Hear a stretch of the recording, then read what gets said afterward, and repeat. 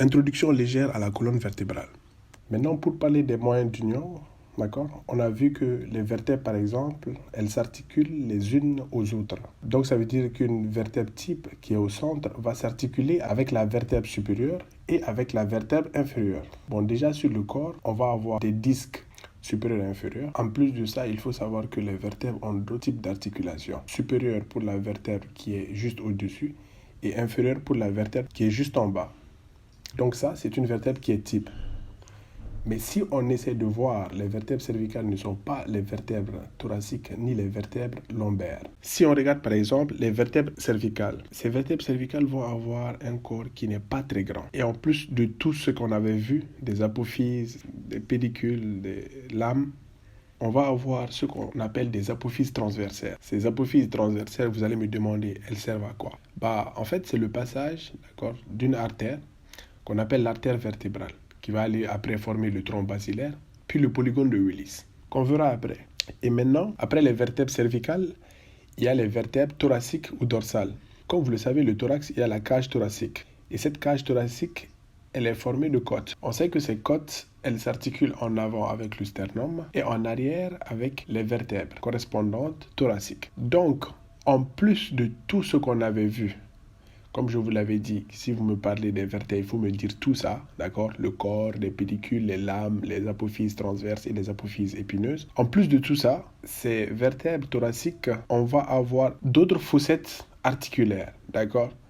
Une fossette articulaire sur la tête et sur l'apophyse transverse. Parce qu'on va avoir plus tard que la côte, en fait, elle va avoir deux points d'attache au niveau de la vertèbre thoracique, la vertèbre dorsale correspondante. Donc, si je vous demande quelle est la différence des vertèbres thoraciques par rapport aux vertèbres cervicales, dites-moi qu'elles ont un surplus d'articulation. Et si je vous demande la différence des vertèbres cervicales par rapport aux vertèbres thoraciques, dites-moi que ces vertèbres-là ont des apophyses transversaires.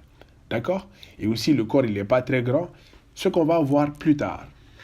Merci. Maintenant, les vertèbres lombaires, comme leur situation l'indique, elles sont les vertèbres les plus bas situées.